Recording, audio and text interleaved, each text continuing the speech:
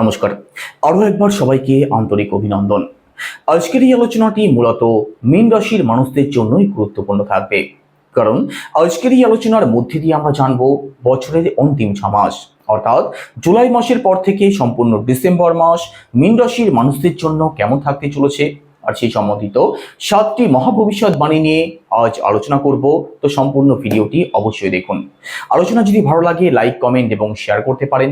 আমার সাথে যারা পার্সোনালি যোগাযোগ করতে চাইছেন, জন্মছক যারা বিচার করতে চাইছেন, নাম্বার শুধুমাত্র ভিডিও ডেসক্রিপশনে এবং ইন্ট্রোতেও দেওয়া আছে।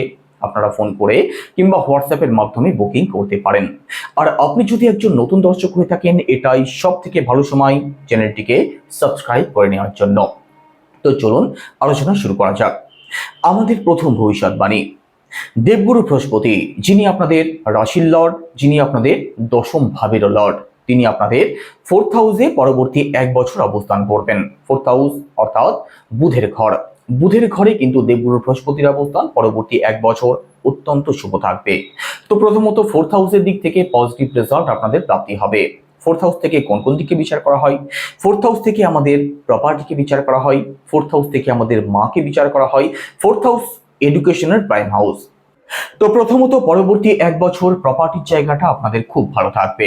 প্রপার্টি যদি আপনি সেল পারচেস করতে চান, অথবা ঘর পরিবারে কিছু রেনোভেশন যদি করতে চান, গাড়ি, ফ্ল্যাট, বাড়ি যদি আপনি ক্রয় করবেন ভাবছেন, পরবর্তী 1 বছর প্রপার্টি সংক্রান্ত যে কোনো দিক থেকে সাপোর্ট আপনি অবশ্যই পাবেন। প্রপার্টি সংক্রান্ত সুখ আপনাদের প্রাপ্তি হবে, কারণ দেবগুরু অত্যন্ত শুভ একটি গ্রহ, আমাদের ভাগ্যের কারক, আমাদের সন্তানের কারক, আমাদের সঞ্চয়ের কারক। তো দেবগুরু যেহেতু আপনাদের 4th হাউসে অবস্থান করবেন, 4th হাউসের দিক থেকে সাপোর্ট তো আপনি অবশ্যই পাবেন। প্রপার্টি সংক্রান্ত কোনো ঝামেলাতে যারা জড়িয়ে আছেন, পরবর্তী 1 বছরের মধ্যে মুক্তির পথ আপনি অবশ্যই পেতে পারেন। একই সাথে 4th হাউস থেকে আমাদের মাকে বিচার করা হয়।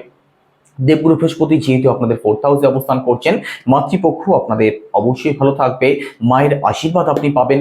একই সাথে আপনার মা এবং আপনার মধ্যে এখানে কিন্তু অ্যাটাচমেন্ট বন্ডিং এর জায়গাটাও ভালো থাকবে, তার পূর্ণ সম্ভাবনা রয়েছে। আর একই সাথে 4th হাউস এডুকেশনের প্রাইম হাউস। তো পরবর্তী 1 বছর পড়াশোনা আপনাদের ভালো চলবে, পড়াশোনার দিক থেকে সাপোর্টও আপনি পাবেন। কিছু পরিবর্তন যদি করতে চান, নিশ্চিতভাবে আপনি করতে পারেন। একই সাথে কোনো এক্সাম যদি থাকে, কোনো কম্পিটিশন যদি থাকে, আপনি ভালো ফল করতে পারবেন, তার পূর্ণ সম্ভাবনা থাকবে। এবার দ্বিতীয় ভবিষ্যৎবাণী, কর্মফলদাতা শনিদেব আপনাদের রাশিতে বর্তমানে অবস্থান করছেন চন্দ্রের সাথে। 7.5 দ্বিতীয় চরণে শনি এবং চন্দ্র যেহেতু একত্রে অবস্থান করে, এই সময় কিন্তু যে কোনো দিক থেকে মানসিক টেনশন, মানসিক প্রবলেম অথবা হেডেক, এনজাইটির শিকার হতে দেখা যায়। তো একটু সিরিয়াস আপনাদের থাকতেই হবে, মানসিক দিক থেকে যাতে স্টেবল থাকা যায় সেই চেষ্টা করবেন। তবে এটা অনেক অংশেই নির্ভর করবে আপনার যে পার্সোনাল বাচ্চাট আছে সেখানে কর্মফলদাতা শনিদেবের অবস্থান কি আছে। যাদের জন্মছকে শনিদেব অত্যন্ত ভালো অবস্থায় আছেন, উচ্চস্থ আছেন, কোনো মিত্রের ঘরে অবস্থান করছেন অথবা সক্ষেত্রে অবস্থান করছেন, তাদের শনির 7.5 চলুক অথবা শনির দশায় চলুক অথবা শনির ঢাইয়া চলুক, কোনো কিন্তু প্রবলেম তৈরি হওয়ার কোনো কারণ নেই। আপনাদের জন্য শনির 7.5 ভালো থাকবে। এই সময় কিন্তু আপনাদের পথের ভিখারি থেকে রাজা যেমন বানাতে পারেন, অন্যদিকে শনির অবস্থান যদি খারাপ থাকে সেক্ষেত্রে কিন্তু রাজা থেকে পথের ভিখারি করতেও শনিদেব খুব বেশি সময় নেন না। তো আপনার জন্মছকে যদি শনিদেবের অবস্থান ভালো থাকে সেক্ষেত্রে কোনো দুশ্চিন্তার কোনো কারণ নেই। শনিদেব আপনাদের জন্য পজিটিভ ফলদায়কই থাকবেন। শুধুমাত্র মনের উপরে একটা নেগেটিভ প্রভাব আপনাদের পড়তে পারে, ওভার থিঙ্কিং, এনজাইটি কম বেশি থাকতে পারে, সেদিক থেকে একটু সিরিয়াস থাকবেন। একই সাথে শনিদেবের দৃষ্টি পড়বে আপনাদের দশম ভাবে, আপনাদের সপ্তম ভাবে। শুধুমাত্র যাদের জন্মছকে শনিদেবের অবস্থান খারাপ আছে, এই সময় কিন্তু কাজের দিক থেকে প্রেসার বাড়বে, দায়িত্ব বেশি আসবে, কাজ বেশি করেও কিন্তু সুনাম সম্মান অর্জন করতে আপনার সমস্যা হবে। তো নিজের কাজের প্রতি একটু সিরিয়াস থাকার চেষ্টা করবেন পরবর্তী 5 বছর, কারণ আপনি যদি কাজে ফাঁকি দেন অথবা দায়িত্বকে অস্বীকার করেন সেক্ষেত্রে আপনার জীবনে প্রবলেম আসবেই আসবে। তো যে দায়িত্ব আপনার হাতে আসছে সেটাকে আপনি অ্যাকসেপ্ট করুন, সেটাকে নিজের পরিশ্রম দিয়ে নিজের মতো করে করার চেষ্টা করুন, তাহলে দেখবেন কোনো ভয়ের কোনো কারণ নেই। একই সাথে শনির দৃষ্টি যেহেতু আপনাদের সপ্তম ভাবে পড়ছে, দাম্পত্য জীবনেও কিন্তু ছোটখাটো বিষয় নিয়ে প্রবলেম তৈরি হতে পারে, ভুল বোঝাবুঝির জায়গা তৈরি হতে পারে। তবে আবারও বলছি, যাদের জন্মছকে শনিদেবের অবস্থান খুব ভালো আছে তাদের দুশ্চিন্তার কোনো কারণ নেই, কোনো প্রকার কোনো সমস্যা আপনাদের জীবনে আসবে না। দেখুন 7.5 বলুন, শনি ঢাইয়া বলুন, ভয় পাওয়ার কোনো কারণ নেই। শুধুমাত্র কিছু কিছু দিক থেকে নেগেটিভ প্রভাব পড়ে, সেই দিকগুলো যদি আপনি আগে থেকে সিরিয়াস হয়ে যান তাহলে আপনি 7.5-কেও জয় করতে পারবেন, শনির ঢাইয়াকেও জয় করতে পারবেন, শনির দশাকেও জয় করতে পারবেন। এবার তৃতীয় ভবিষ্যৎবাণী। পরবর্তী 1 বছর দেবগুরুর দৃষ্টি পড়বে আপনাদের অষ্টম ভাবে, আপনাদের দশম ভাবে, আপনাদের দ্বাদশ ভাবে। প্রথমত অষ্টম ভাবে যেহেতু দেবগুরুর দৃষ্টি পড়বে, অষ্টম ভাব কিন্তু শুভ নয়। আপনাদের দেহের ওজন বাড়তে পারে, দেহে কিন্তু ফ্যাট আপনাদের বাড়তে পারে। তো তৈলাক্ত খাবার, বাইরের খাবার, স্ট্রিট ফুড এগুলোকে আপনাদের অ্যাভয়েড করতেই হবে। একই সাথে এক্সারসাইজ, জগিং এসবের কিছুর প্রতি আপনাদের একটু মন দিতে হবে, না হলে কিন্তু ওজন আপনাদের বেড়ে যেতে পারে। তবে ডিপ নলেজ, অকাল্ট নলেজ, তন্ত্রমন্ত্র, জ্যোতিষ চর্চা এই সংক্রান্ত কাজের সাথে যারা যুক্ত আছেন, পৌরোহিত্য যারা করেন, আপনাদের জন্য কিন্তু পরবর্তী 1 বছর অত্যন্ত ভালো সময় থাকবে। কারণ দেবগুরু হচ্ছেন জ্ঞানের কারক, আর অষ্টম ভাব হচ্ছেন ডিপ নলেজ, অর্থাৎ যে কোনো কিছু গভীরভাবে জানার চেষ্টা, সেটা অষ্টম ভাব থেকে বিচার করা হয়।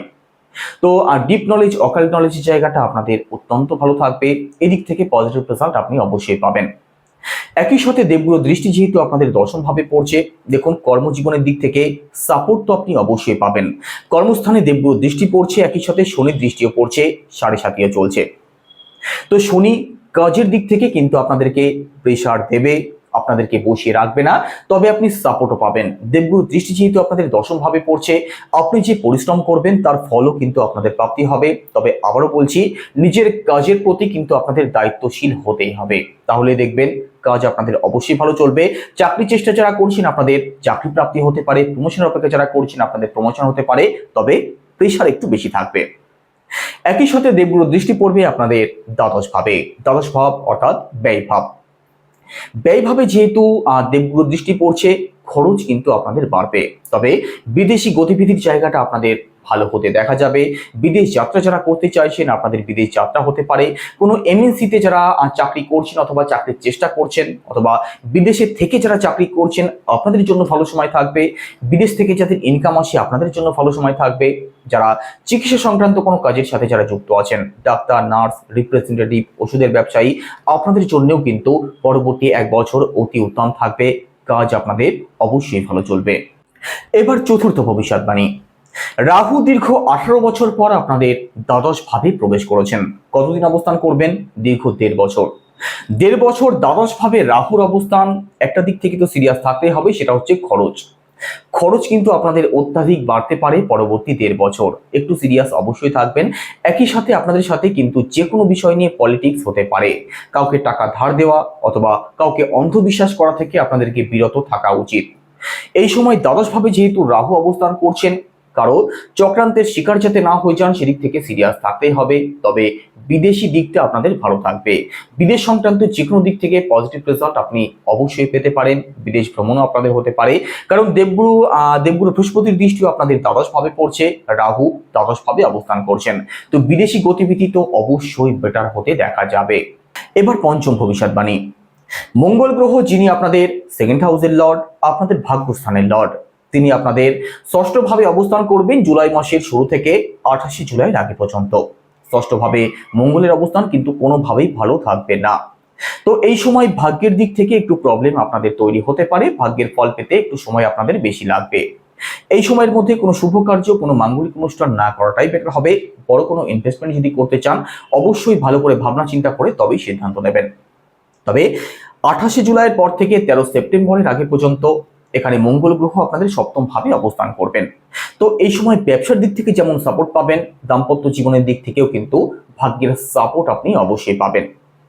তবে দেখুন, 13 সেপ্টেম্বরের পর থেকে 28 অক্টোবরের আগে পর্যন্ত এই সময় কিন্তু মঙ্গলের অবস্থান আরো বেশি খারাপ থাকবে, কারণ মঙ্গল আপনাদের এই সময় অষ্টম ভাবে অবস্থান করবেন। আর রাশিচক্রের অষ্টম ভাবকে সব থেকে খারাপ ঘর মনে করা হয়। তো এই সময়ও কিন্তু ভাগ্যস্থান আপনাদের ভালো থাকবে না। যে কোনো কাজ ভালো করে ভাবনা চিন্তা করে মাথা ঠান্ডা রেখে তবেই করবেন। একই সাথে 28 অক্টোবরের পরবর্তী সময়টাতে মঙ্গল আপনাদের ভাগ্যস্থানে লর্ড হয়ে ভাগ্যস্থানে অবস্থান করবেন, তারপর কর্মস্থানে প্রবেশ করবেন, তারপর লাভ স্থানে প্রবেশ করবেন। তো 28 অক্টোবরের পর থেকে সম্পূর্ণ ডিসেম্বর মাস ভাগ্যের সাপোর্ট আপনি অবশ্যই পাবেন। যে কোনো কাজ আপনাদের নিশ্চিতভাবে ভালো চলবে। এবার পরবর্তী ভবিষ্যৎবাণী। দেখুন এখানে পড়াশোনার কথা তো আগেই বলেছি, পড়াশোনা আপনাদের অবশ্যই ভালো থাকবে। তবে রিলেশনে যারা আছেন, রিলেশনের দিক থেকে কিন্তু প্রবলেম তৈরি হওয়ার সম্ভাবনা থাকবে। কারণ শনি যেহেতু আপনাদের রাশিতে চন্দ্রের সাথে অবস্থান করছেন, আপনাদের মধ্যে কিন্তু মুডি স্বভাব লক্ষ্য করা যাবে। যে কোনো বিষয় নিয়ে একটু খিটখিটে স্বভাব আপনাদের মধ্যে থাকতে পারে। যে কোনো বিষয় নিয়ে আপনাদের মধ্যে ওভার থিঙ্কিং থাকবে, এনজাইটি থাকবে, আর যার প্রভাব আপনাদের রিলেশনের উপরে কিন্তু পড়তে পারে। সেদিক থেকে অবশ্যই সিরিয়াস থাকবেন। যে কোনো নেগেটিভ প্রভাব আপনাদের দাম্পত্য স্থানে না পড়ে, আপনাদের প্রেম ভালোবাসার উপরে না পড়ে, সেদিক থেকে নিশ্চিতভাবে সিরিয়াস থাকতে হবে। না হলে সাড়ে সাথী চলাকালীন, বিশেষ করে পরবর্তী 2.5 বছর কিন্তু আপনাদের রিলেশনের জায়গাটা খুব ভালো থাকবে না। এবার অন্তিম ভবিষ্যৎবাণী। স্বাস্থ্যের কথা যদি বলা হয়, পরবর্তী 6 মাসের মধ্যে স্বাস্থ্য সংক্রান্ত দিক নিয়ে মেজর কোনো ইস্যুর সম্ভাবনা নেই। তবে আমি কিছু ডেট অবশ্যই বলবো যেগুলো আপনাদেরকে একটু মাথায় রাখতেই হবে। তার মধ্যে 17 অক্টোবরের পর থেকে 17 নভেম্বর, এই সময়টাতে কিন্তু স্বাস্থ্যের দিক থেকে ছোটখাটো প্রবলেম আপনাদের তৈরি হতে পারে।